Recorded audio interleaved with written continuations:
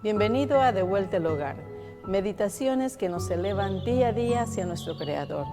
Hubo un lugar y aún existe donde fue colocada la corona de la creación, el hombre, el cual recibió 4 grandes maravillosos dones de parte del Creador. La vida, un carácter recto y santo, pues fue creado a la imagen de Dios. Un lugar donde vivir, el jardín del Edén y el dominio de toda la tierra. Pero el hombre cayó en pecado y perdió cada uno de esos maravillosos dones. Y Dios en su infinita misericordia ha prometido recuperar cada uno de ellos por medio de su Hijo amado Jesucristo. Muy buenos días tengan cada uno de ustedes, bienvenido. Gracias por permitirme entrar en sus hogares. Dios tiene un plan positivo para todo ser humano. Su amor no podía haber hecho diferente. La muerte de Cristo en la cruz tenía solamente un propósito, el de salvar a la humanidad. Veamos lo que nos dice en Juan capítulo 3, verso 16. Yo creo que la mayoría de nosotros sabemos de memoria ¿cómo se llama? Ese verso que dice, porque de tal manera amó Dios al mundo que ha dado a su Hijo unigénito para que todo aquel que cree en Él no se pierda, mas tenga vida eterna. Así que,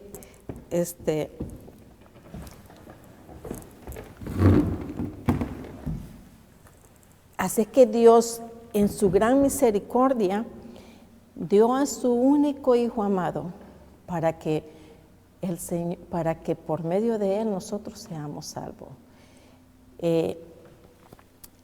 Y en 1 de Timoteo, verso 2, capítulo 4, nos dice, el cual quiere que todos los hombres sean salvos y vengan ¿a qué? Al arrepentimiento. Es una manera, queridos amigos, de darnos a entender a nosotros y que nosotros comprendamos que el gran e inmenso amor que el Señor nos ha tenido desde antes de la fundación del mundo. ¿Por qué? Porque Él quiere que todos nos salvemos. Bien hubiera sido fácil para Él, pues bueno, ya pecaron, los destruyo y ahí muere la cosa, se queda otro, se queda ahí, y ahí muere la cosa. Pero sin embargo no fue así. Él nos amó, con sus manos nos formó y no quiso que nadie nos perdamos. Por lo tanto, para que todos nos salvemos, fue que el Señor mandó a su Hijo unigénito. Pues el amor de Dios no excluye a nadie de la oportunidad de salvación. Él quisiera que no hubiera ni una sola persona fuera de su redil. Quisiera que todo el mundo, niños, ancianos, grandes, viejos, jóvenes, recién nacidos, estuviéramos en una sola conexión, que nuestro propósito fuera Cristo nada más, que nuestra mente fuera Cristo y que nosotros fuéramos de una manera que cada día que pasa tuviéramos una conexión a diaria con el Señor, para que Él estuviera con nosotros en realidad. No hubiera maldad, no hubiera enfermedades, no hubiera absolutamente nada que nos impida esa separación, que no hubiera dolor, muerte, nada. Dios sabe de antemano el destino de cada persona. Jesús sabía lo que Judas y Pedro harían, aún antes que ellos mismos lo supieran. Fíjense que es una tristeza que eso también confunda a la gente cuando dice que Dios ya sabe de antemano lo que va a pasar. Eso es muy cierto. Dios sabe lo que va a pasar en el futuro con cada persona. Pero sin embargo, el Señor también sabe que puede haber cambios si nosotros lo quisiéramos. Judas era una persona que él luchaba por un ideal. Pedro luchaba no por ideales, sino que él quería la salvación. Son dos cosas completamente diferentes, pero sin embargo Jesús sabía el temperamento y las consecuencias que llevaban unas con otras. A tal grado que Jesús le dijo a Judas, lo que tengas que hacer, hazlo ya. Durante 3 años y medio no pudo cambiar, él no quiso cambiar. No podía ser más Jesucristo, pero tuvo la oportunidad de cambiar. Así es que, pero la presencia de Dios no debe confundirse con la predestinación. Desde el lugar distante puede ver un niño jugando en la calle y venir acercándose a un automóvil a gran velocidad, y nosotros podemos ver que si el niño no se quita o nadie lo quita, o si el carro no para de antemano, lo atropella. Eso se puede ver. Y así el Señor. El Señor puede ver en nuestras vidas, nuestras intenciones, que las conoce muy bien, pero también puede haber un cambio en nuestras vidas. Así es que, por la experiencia, dice, puede deducir que ese niño será atropellado cuando la historia, ¿verdad? Pero fíjense que también hay algunos que, hay otras historias que dice, pero dirán algunas, si Dios es tan poderoso, debería usar su poder para que nadie se pierda. La respuesta es, y esa es una de las preguntas que todos nosotros nos hemos hecho. Yo me la hacía antes, queridos amigos. Yo me decía, pero si Dios es tan bueno, ¿por qué hay hambruna? Pero si Dios es tan bueno, ¿por qué permite tantas enfermedades? Pero si Dios es tan bueno, ¿por qué permite que la gente mala haga esto? ¿Por qué, si Dios es tan bueno, por qué hizo tantas moscas, tantos zancudos que tantas enfermedades trae? Esa pregunta yo me la hacía a diario, siempre. Hasta que yo comencé a investigar en las Escrituras, me di cuenta el porqué de las cosas. Así es que Dios nos dice, Dios ha hecho y está haciendo todo lo que puede para nuestra salvación. Cuando dice Dios ha hecho, es porque ya vino y murió aquí por nosotros. Resucitó.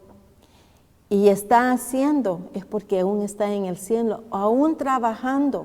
O sea que la muerte de Él aquí no fue simplemente ya murió, ya se fue, ya se hizo todo, no. Aún en el cielo está haciendo más aún para poder que nosotros tengamos un espacio allá en el cielo. Para que nosotros nos arrepintamos y creamos en Él. Para que nosotros aceptemos su perdón. Aún sigue trabajando en eso. Dice Dios que menos quitarnos el poder de hacer nuestra propia elección. Dice, Dios puede hacer todo por salvarnos. Pero si nosotros no aceptamos su salvación, Él no puede hacer nada. Está atado, aunque ya haya hecho mucho, Él está atado de manos. Porque Él ya hizo su parte. Ahora nos falta a nosotros hacer nuestra parte, que es aceptar su perdón, aceptar su salvación y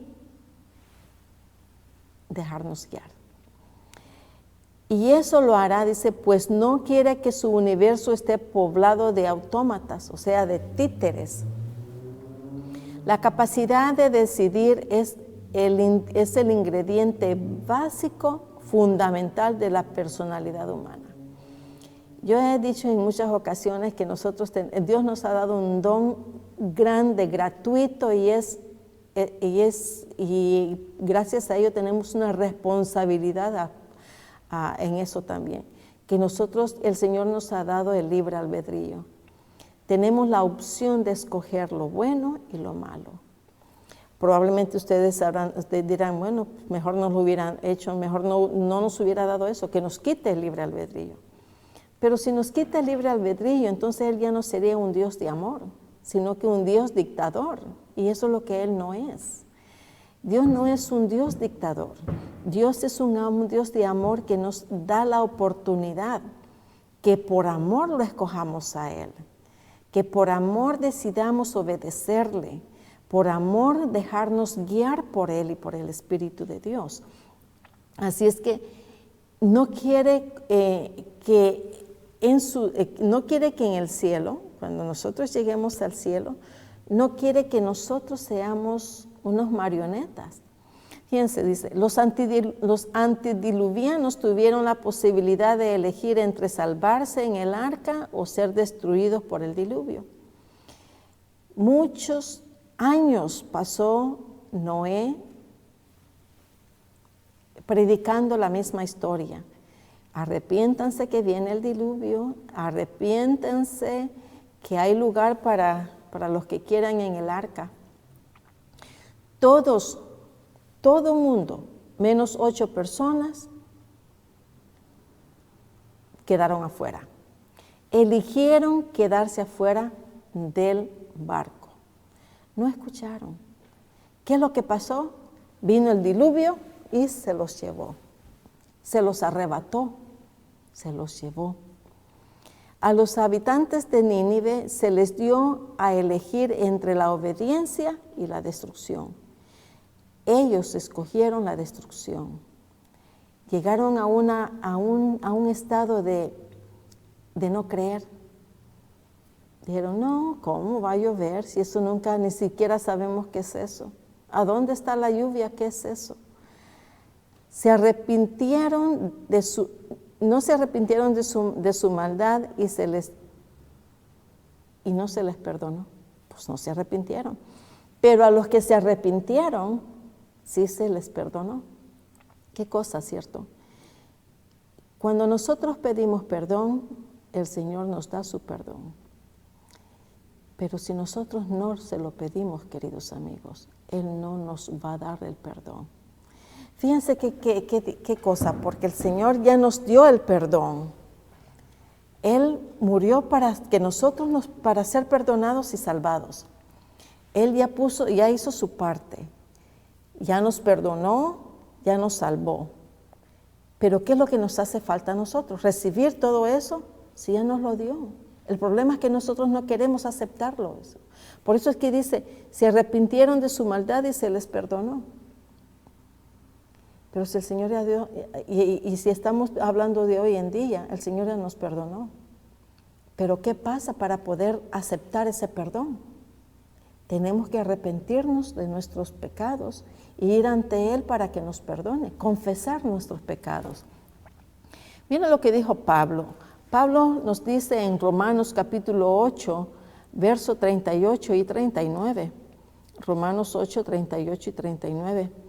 Él nos dice de algo que él estaba experimentando en ese momento. Dice, por lo cual estoy seguro de que ni la muerte, ni la vida, ni ángeles, ni principados, ni potestades, ni lo presente, ni lo porvenir. Y el 39 dice, ni lo alto, ni lo profundo, ni ninguna otra cosa creada nos podrá separar del amor de Dios, que es en Cristo Jesús, Señor nuestro. Solo una persona completamente entregada al Señor, sumiso al Señor, estar completamente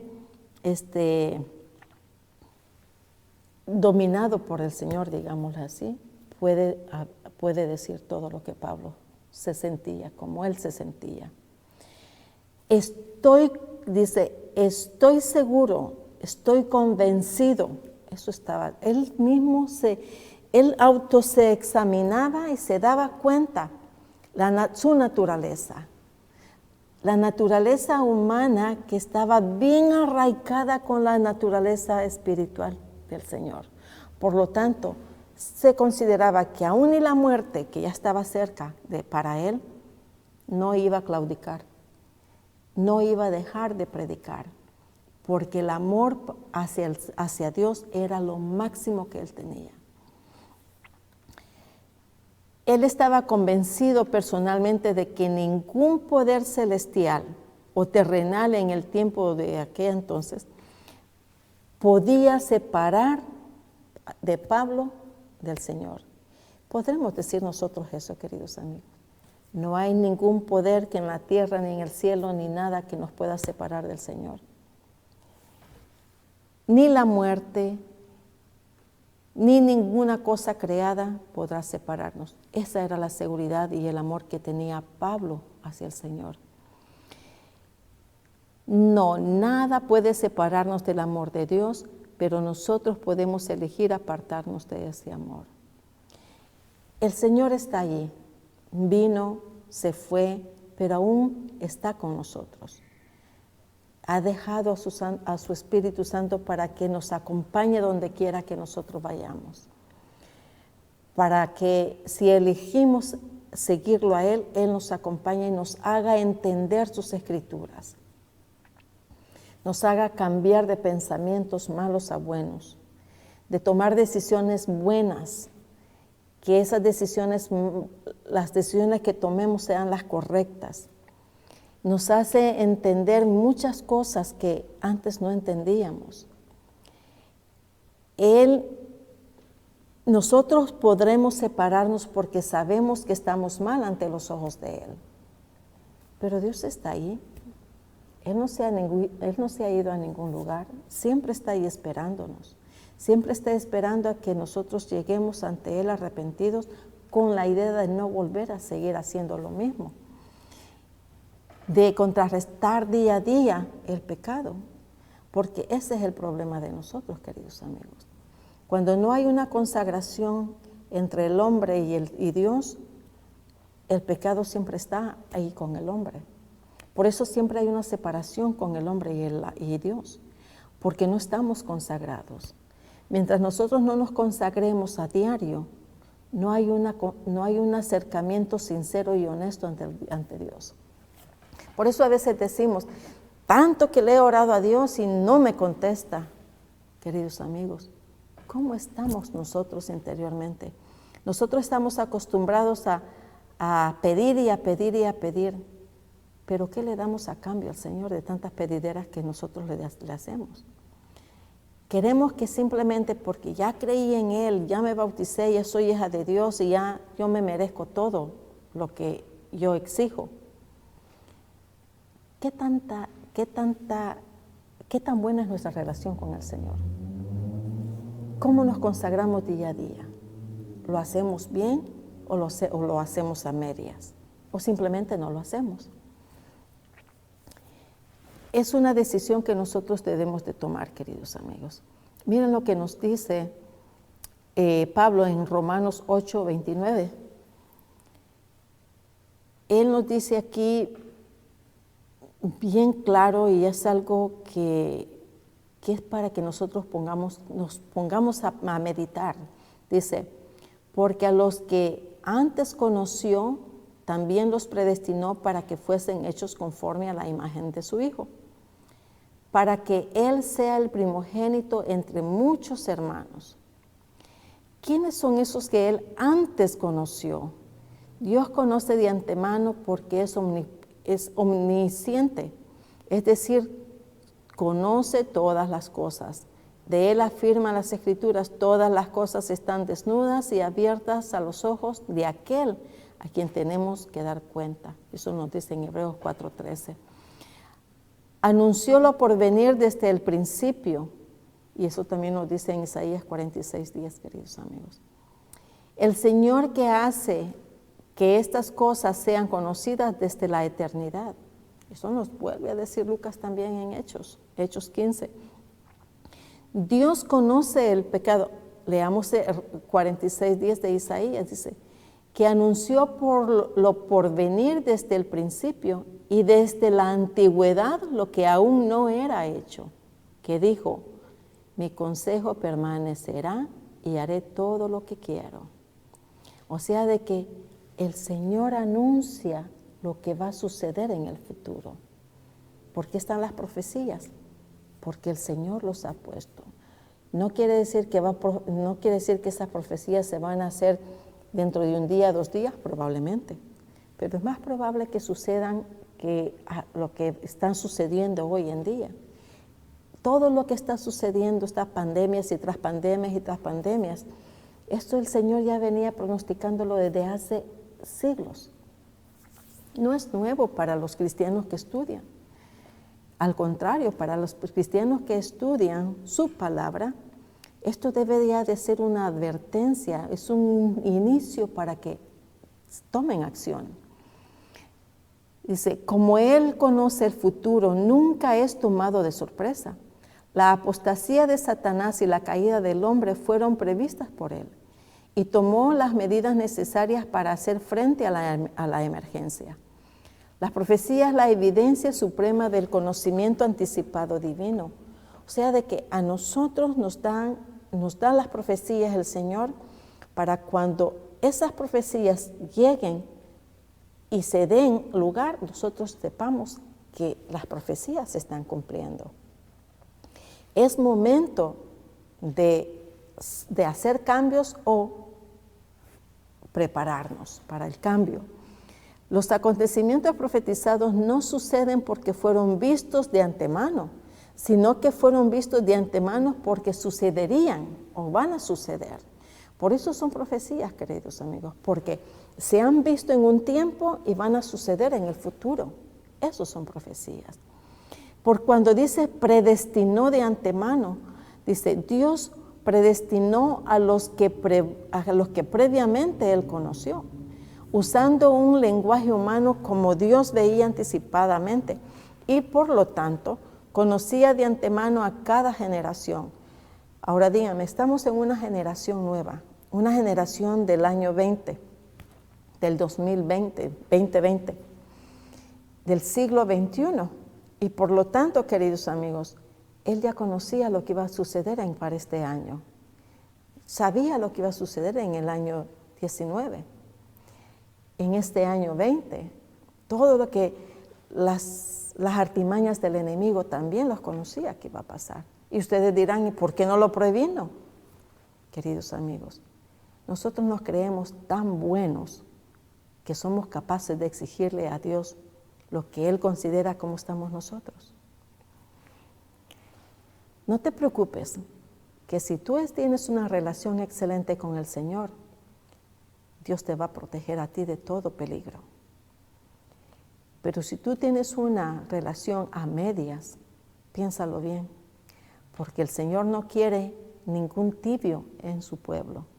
Si tú no eres frío, si no eres caliente y si eres tibio, dice el Señor, ¿qué va a pasar? No quieres tú ser uno de los vomitados. Así es que Dios nunca tuvo otro propósito sino la salvación de los miembros de la familia humana. Él quiere que todo ser humano seamos salvos.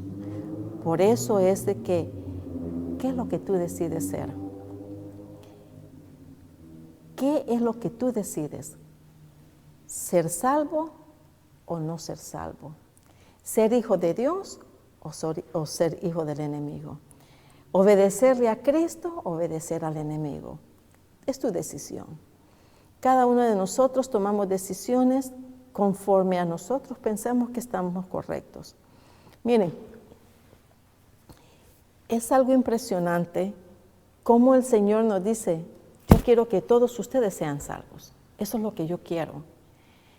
Y porque yo quiero que ustedes sean salvos, les estoy diciendo todas estas cosas. En Ezequiel 33:11 dice, vivo yo, dice Jehová el Señor, que no quiero que la muerte del impío, sino que vuelva el impío de su camino y viva. Leamos en Ezequiel 33:11. Eso me dice a mí el gran e inmenso amor que el Señor nos tiene. Diles, le dijo Jehová a Ezequiel, vivo yo, dice Jehová el Señor, que no quiero la muerte del impío, sino que se vuelva el impío de su camino y que viva. Volveos de vuestros malos caminos. ¿Por qué moriréis, oh casa de Israel? Imagínense que el Señor está haciendo una pregunta interesante a todos nosotros aquí. Nosotros somos pueblos de Israel no por nacimiento, sino que espiritual. Y esto, la misma pregunta que les hizo al pueblo de Israel anterior, es lo que nos está haciendo la pregunta a nosotros. ¿Por qué? ¿Por qué, pueblo de Israel? ¿Por qué? Así es que, queridos amigos, ¿por qué vamos a morir cuando Él desea la vida de nosotros?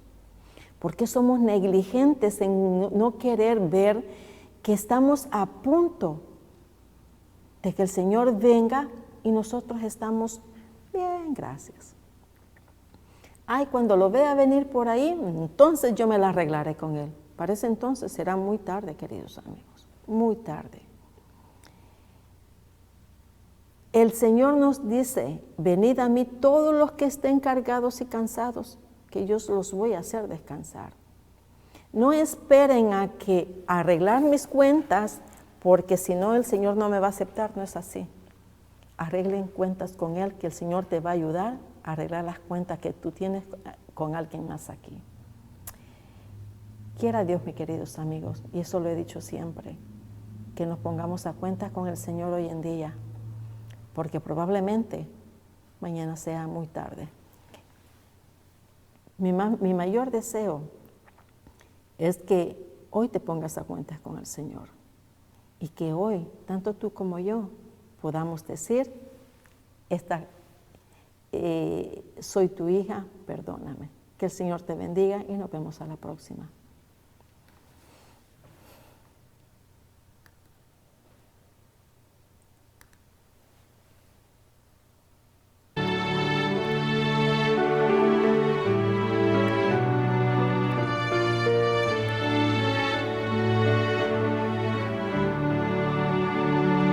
Debo decir a Cristo mis pruebas, solo no puedo cargas llevar. Cristo me ayuda en mis angustias, pues con amor me puede cuidar. Debo decir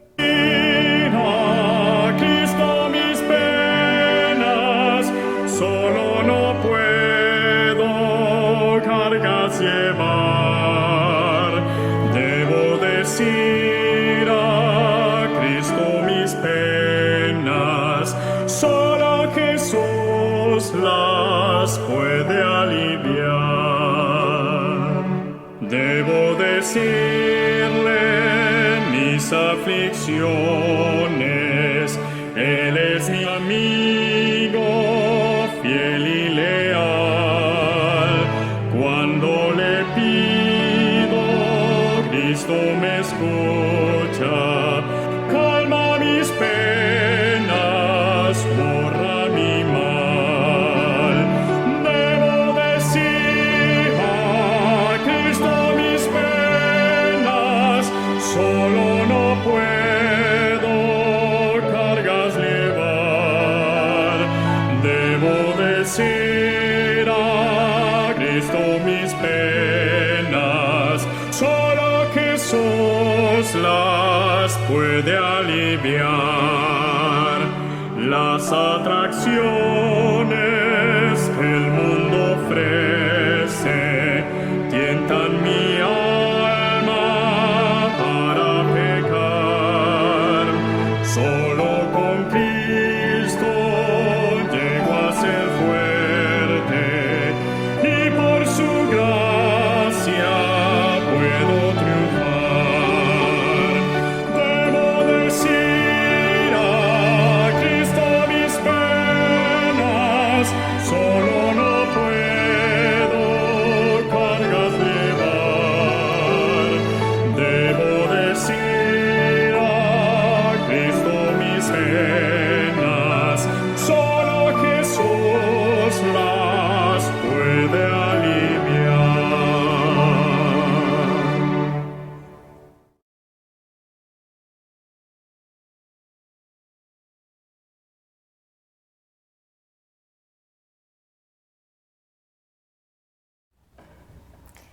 En el homenaje al papado, Estados Unidos no estará solo.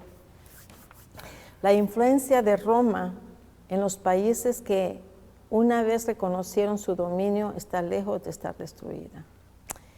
Veamos lo que nos dice Apocalipsis, capítulo 13, verso 3. Aquí es algo que no es, se oye medio feo, pero es bien interesante que nosotros conozcamos las Escrituras en realidad. ¿Qué es lo que nos dice el apóstol Juan en esa visión que vio en Patmos? Fíjense que en Apocalipsis 13:3 nos dice, vi una de sus cabezas como herida de muerte, pero su herida mortal fue sanada, y se maravilló toda la tierra en pos de la bestia. Cuando está hablando de la herida, es cuando el general Berthier entró en Roma a la cabeza del ejército francés y declaró que había terminado el poder político del Papa. Tomó prisionero al Papa, lo llevó a Francia, donde poco después el Papa murió. Sin embargo, este suceso solo marcó la culminación de una larga serie de acontecimientos. Porque cuando dice que la herida fue sanada, entonces se nos sucedieron ciertos sucesos en ese tiempo. En los años que transcurrieron después de la Revolución Francesa, se produjo un reavivamiento gradual del sistema papal.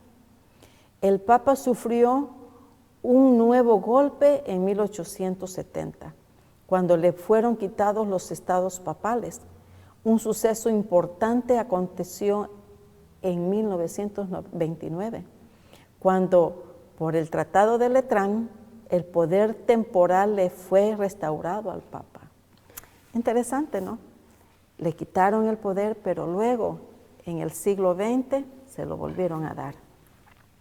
Recibió entonces el gobierno de la Ciudad del Vaticano, una sección de la ciudad de Roma, que ocupa una extensión de unas 44 hectáreas. Sin embargo, el profeta contempla que hay una restauración mucho mayor. Vio la herida completamente sanada, como lo insinúa en el texto griego. Dice, Juan vio además, que después de la curación, todos los moradores de la tierra, excepto unos pocos fieles, adoraron a la bestia. ¿Se acuerda cuando estábamos leyendo en lo de Noé? Estábamos leyendo de que todos, menos 8 personas, se salvaron. Aquí igual. Dice, excepto unos pocos fieles, adoraron a la bestia. Esta adoración aún se halla en el futuro, yo creo que ya muy pronto. Aunque el papado recibe el homenaje de ciertos sectores, enormes conjuntos humanos no le rinden todavía pleitesía. Pero esto cambiará. La bestia, del verso 11, hace que la tierra y los moradores de ella adoren a la primera bestia y cuya herida mortal fue sanada.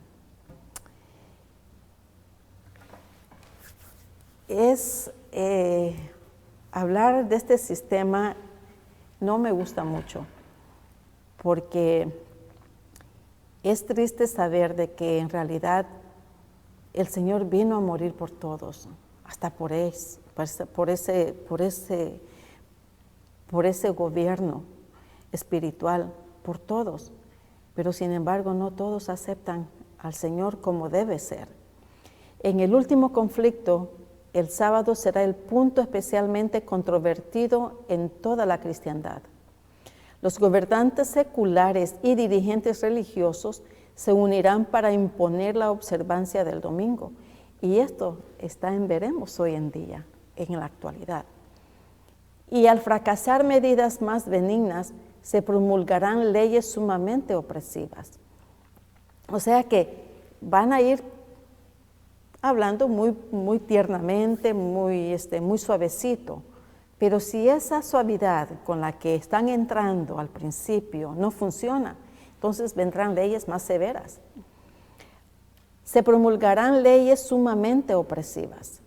Se insistirá en que no se debe tolerar a los pocos que se oponen a una institución de la Iglesia y a la ley del país.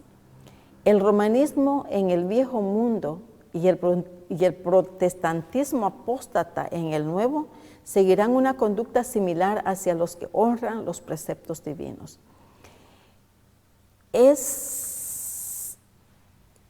No me puedo imaginar en realidad cómo va a suceder todo esto.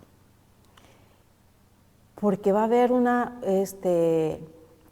a ser un tiempo difícil para muchas personas. Y así llamado mundo cristiano será el teatro de acciones grandes y decisivas.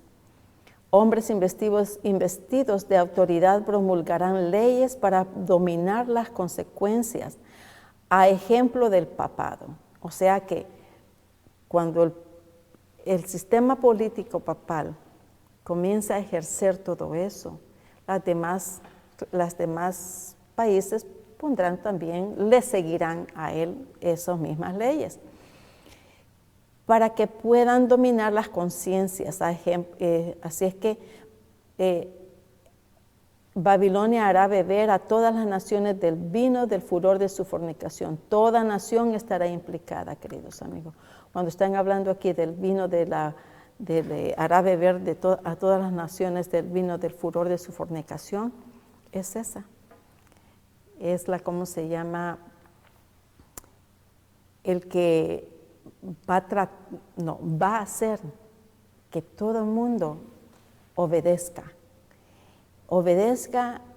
a que se obedezcan sus leyes.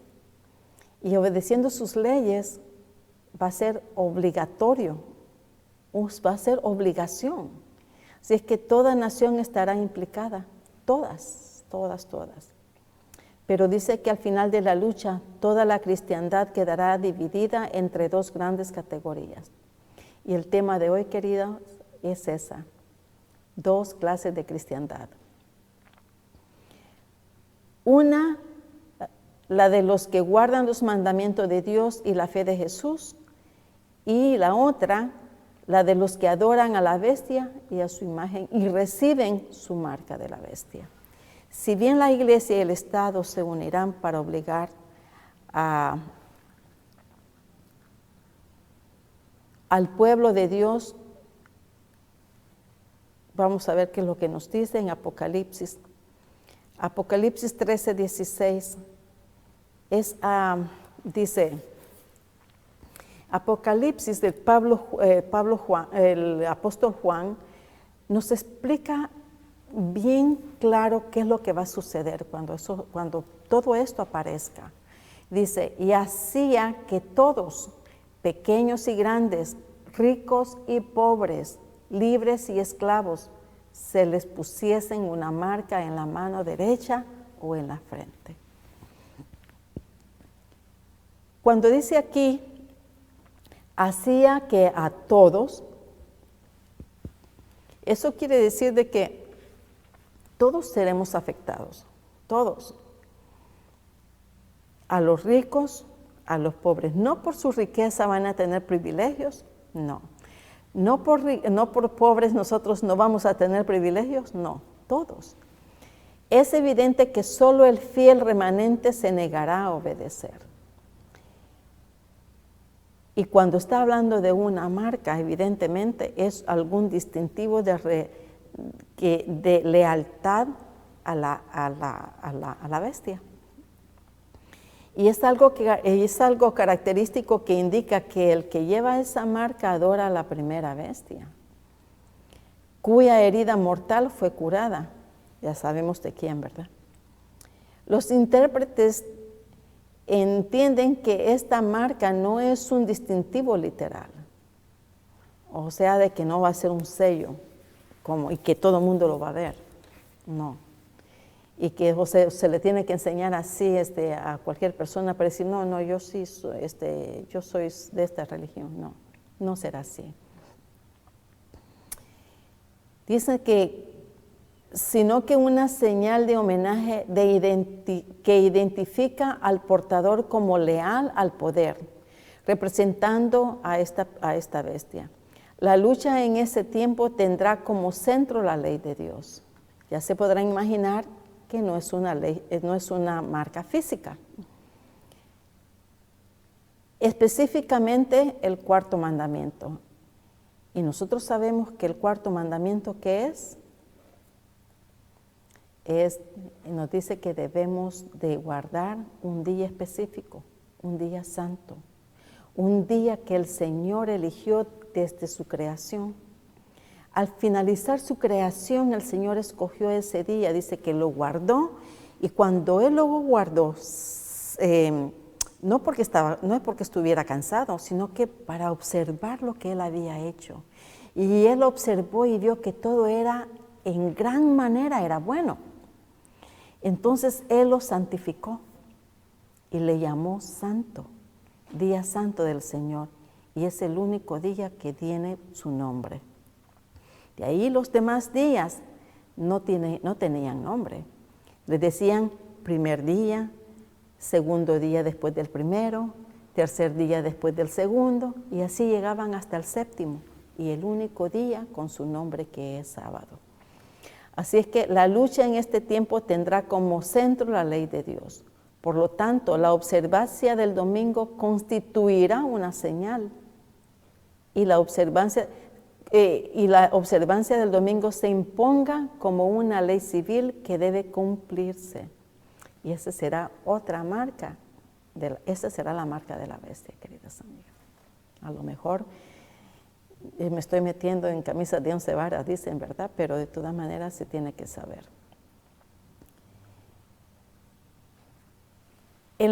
Nosotros como adventistas tenemos el objetivo de predicar el mensaje de los 3 ángeles, queridos amigos. Especialmente el del tercer ángel, que hoy en día es lo que más se debe de predicar. Simultáneamente contra los preceptos de estas cosas, este mensaje que llegará a ser un fuerte clamor para muchos.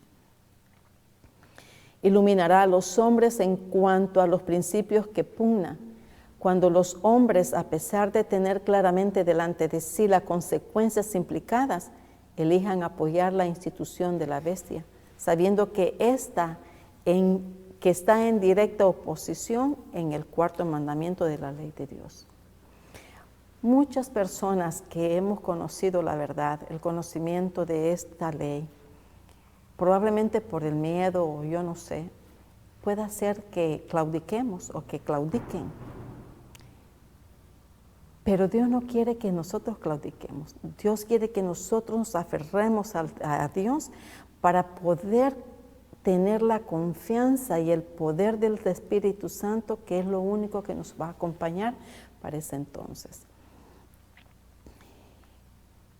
Cuando los hombres, a pesar de tener claramente delante de sí las consecuencias implicadas, elijan apoyar la institución de la bestia, sabiendo que está en directa oposición con el cuarto mandamiento de la ley de Dios. Estarán rindiendo su homenaje al poder de la bestia y entonces recibirán su marca. Dicen que en la mano derecha o en la frente. Esta marca en la mano o en la frente indica que están afectadas las acciones y los pensamientos de quienes reciben la señal.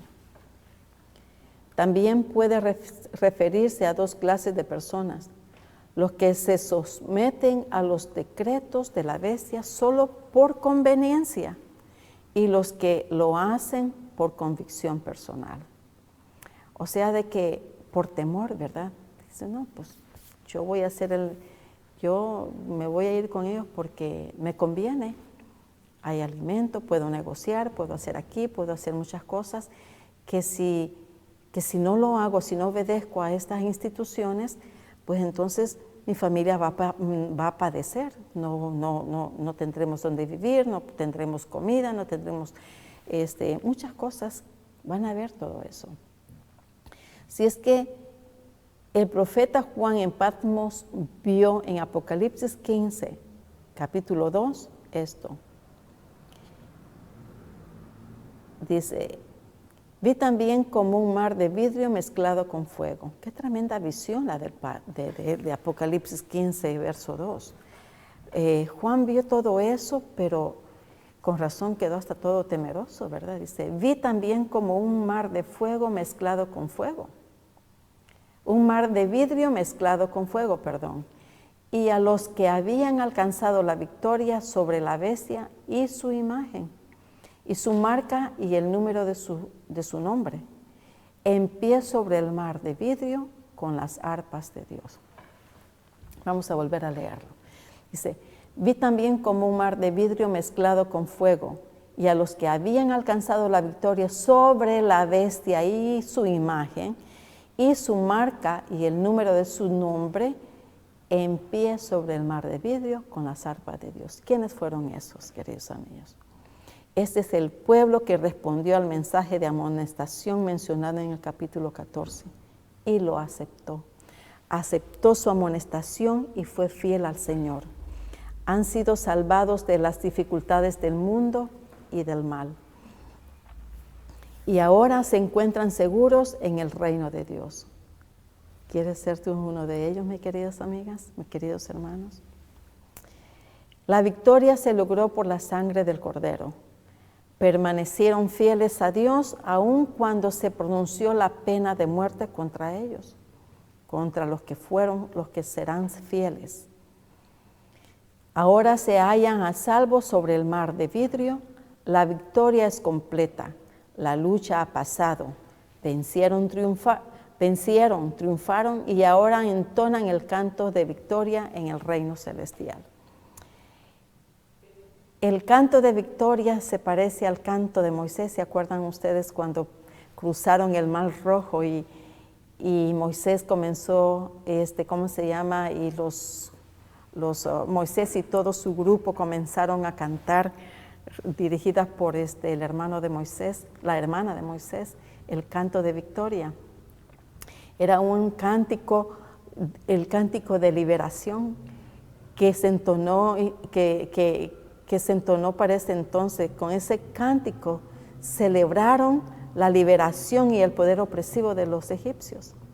Y nosotros también, queridos amigos, tendremos un cántico de liberación del pecado, de la opresión del pecado ahí en el cielo. Así es que el nuevo cántico celebra la liberación del poder de la tiranía de Babilonia la Grande. El poder tirano del opresor y del pecado.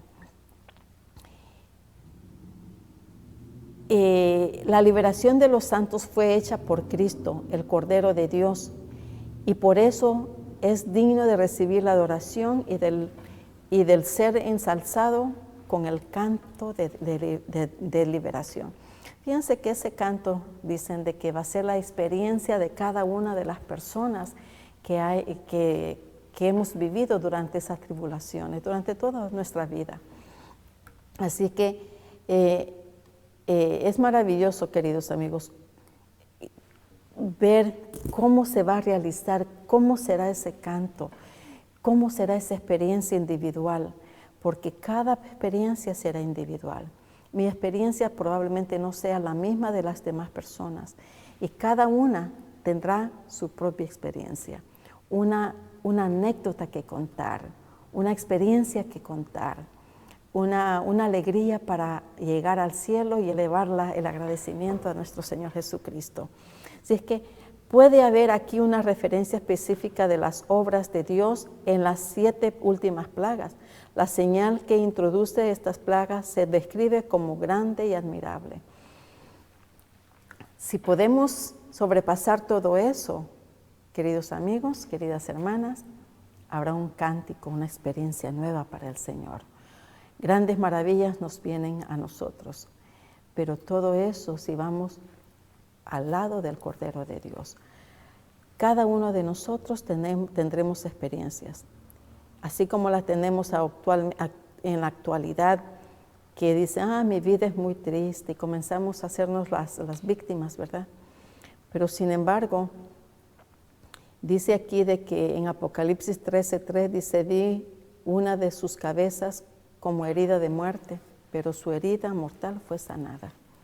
Y se maravilló toda la tierra en pos de ella.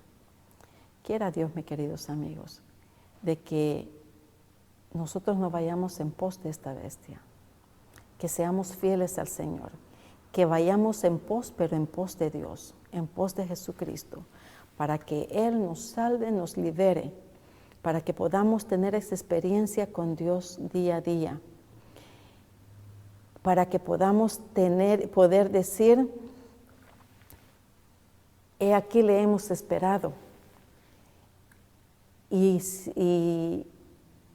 que a pesar de las circunstancias que vengan, porque ya está comenzando todo esto, ojalá que yo pueda verte, nos podamos ver en el cielo, nos podamos ver y podamos reconocernos, porque eso sí dice el Señor, que lo único que vamos a llevar al cielo no va a ser el último traje nuevo que compramos, o la última peineta que nos compramos, o el último par de zapatos de última moda que nos compramos, sino que va a ser el carácter de Cristo, y el Señor nos hará el favor de recordar, de reconocer a nuestros amados. Así es que, si ustedes perdieron a un ser querido, no se preocupen, allá lo van a ver y lo van a reconocer. Así es que todo esto, queridos amigos, es algo que vamos a vivir, que está por llegar. Tenemos que prepararnos. ¿Cómo nos vamos a preparar? Acuérdense que las Escrituras dicen que nosotros tenemos que velar y orar, velar y orar. Son sus sugerencias. ¿Por qué velar y orar? Bueno, tenemos que velar porque no sabemos a la hora que va a venir el Señor, ni el tiempo ni la hora. Así que como no conocemos nada de eso, tenemos que estar apercibidos, dice el Señor. Ahora, si tú ya sabes qué clase de cristiano eres, me alegro. ¿En qué grupo estás? ¿Sabes en qué grupo tú estás? Me da mucho gusto que lo sepas. Espero que tu decisión sea la de seguir a Dios, seguir los que guardan los mandamientos del Señor y la fe de Jesús. Espero que tú seas miembro de ellos o que te agregues a ese grupo. No va a ser mucho, va a ser poco, pero suficiente para que el Señor reciba en su santa gloria. Nosotros aquí valoramos muchas las cosas materiales, pero tenemos que comenzar a valorar las cosas espirituales, queridos amigos, porque si nos vamos a inclinar por las cosas que nos van a hacer falta, por las necesidades que vayamos a pasar, porque no hemos escuchado las profecías, no hemos podido estudiarlas, porque no comprendemos, porque no queremos saberlas, entonces vendrán dificultades serias para nosotros. Pero si ya las conocemos, debemos tomar cartas en el asunto. ¿Qué clase de cristiano eres tú? ¿El cristiano que sigue la adoración de la bestia, o el cristiano que sigue a adorar a Jesucristo? Tú decides. El Señor está nada más esperando que tú tomes la decisión. Espero que la decisión no la tomes muy tarde. Hoy es tiempo para tomar esa tremenda decisión. Nosotros somos privilegiados, queridos amigos, porque tenemos este medio de comunicación que nos lleva a escuchar la verdad, nos lleva a escuchar el mensaje en la cual tenemos la vida eterna.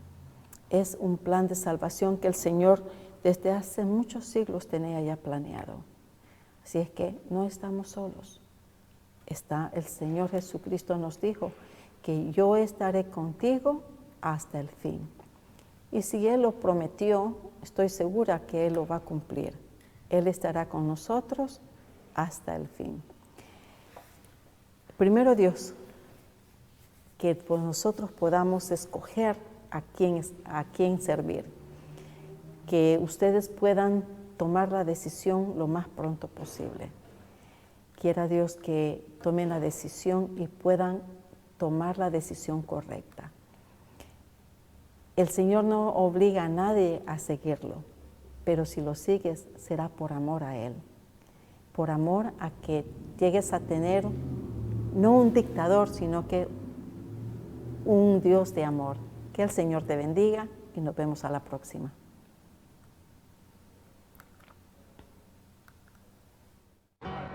Metro Evangelización 3000.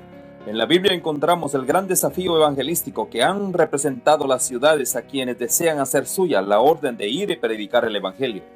En la actualidad, la mayoría de personas viven en las grandes metrópolis.